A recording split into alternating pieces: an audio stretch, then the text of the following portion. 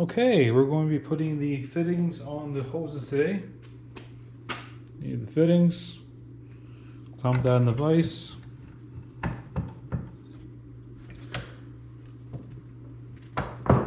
And I already put tape thread on there. We're going to screw them on. If it doesn't go, I like to go reverse, just so I won't cross thread it, but I think I am okay. Yeah, there you go. You can hear that click sort of noise to it. And I believe it is a 3/4, which it is. So this tool, I replaced 4 hoses on there. If the hose is in okay condition, you can leave it.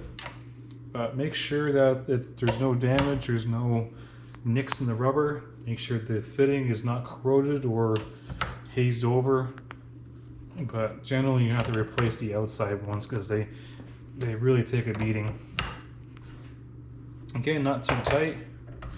So now this has become our pressure hose because it has a flat face quick connect. If I can speak today. We're going to do the next one, just like previous. We're going to be screwing them in.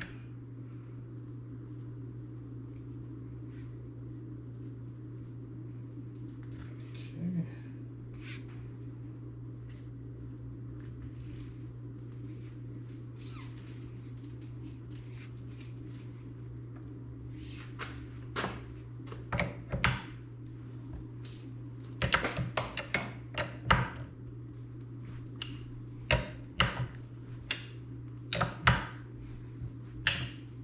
Not too tight because you can actually split the fitting. I've seen that on some tools that some people will over tighten these and they actually will split.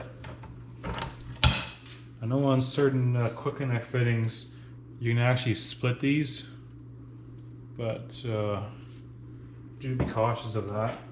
Okay, so we have all our hoses tighten up. We're going to be putting our tool back on the vise and we're going to move over to the back side.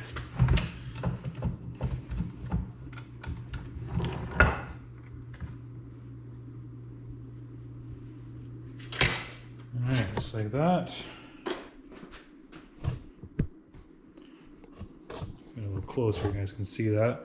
Now remember, always put Loctite on your fittings because they will shake loose or become loose and then they're just not going to work out. So we're going to put some Loctite.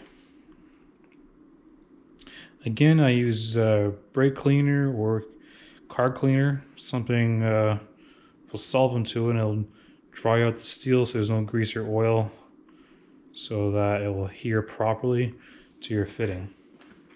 Now, before we stick these hoses on, I put these cold shrink tubes on. Let me get one out of the plastic bag here.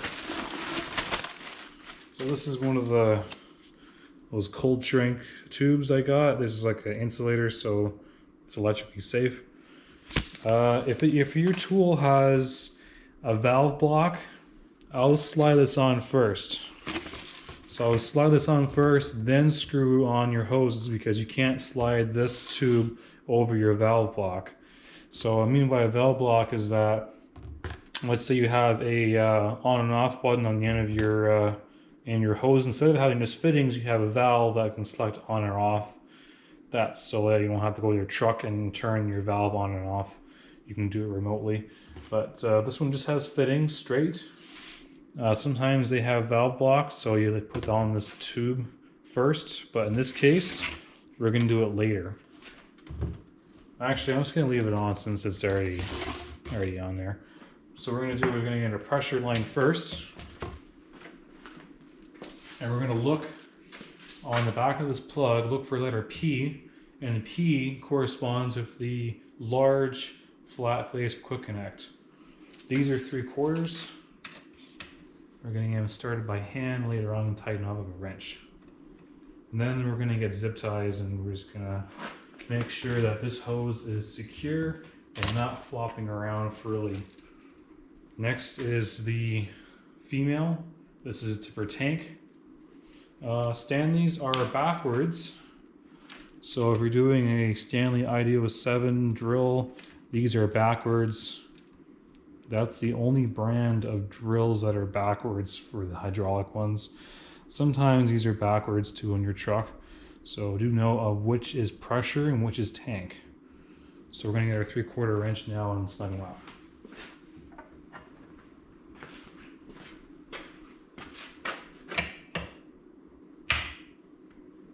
Again, not too tight, but we're just gonna make it snug because there is Loctite. If you over tighten these fittings, you will split them like a banana. But you want to make them tight so they will seal. There's no, the way these fittings seal is metal to metal like a cone. The only thing similar to this is a JIS, which is a Japanese fitting.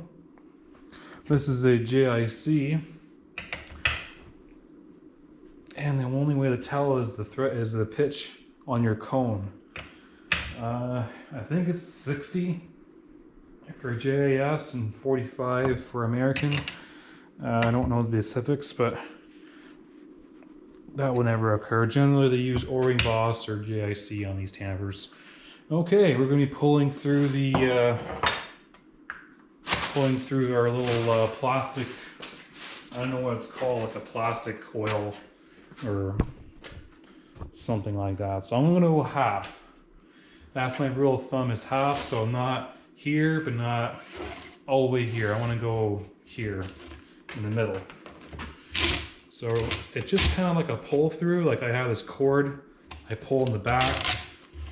Before I get tight, I'm trying to go here-ish. That looks half to me.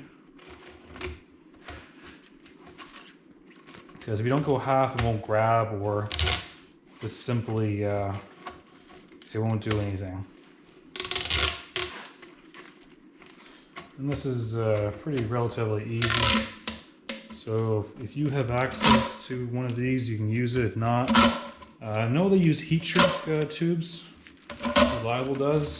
I like to use cold because generally, I would say it's 40 degrees Celsius or 110 Fahrenheit. The rubber will slide off under that extreme temperature. So I'll use cold shrink, and the cold shrink will always grab, no matter how hot or how cold. The only thing these things do is they rip up. If you throw in the truck or whatever, they get ripped up because it is very soft rubber.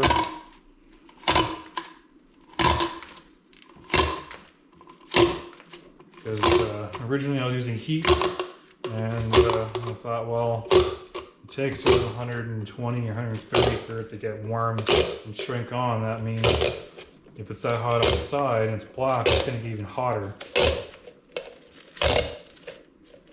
And this is why you got to make sure these fittings are tight and Loctite, because once this is on, there is no removing this rubber cover. The only way to remove it is to cut it off and get another one. There's no heat gun or anything like that. So I make sure they're tight, as well as these screws. Remember before we did the screws are anti-seize, so they won't seize in. Also, there's not really chances of them falling off because they're covered by a rubber sheath. So we're going to get some zip ties off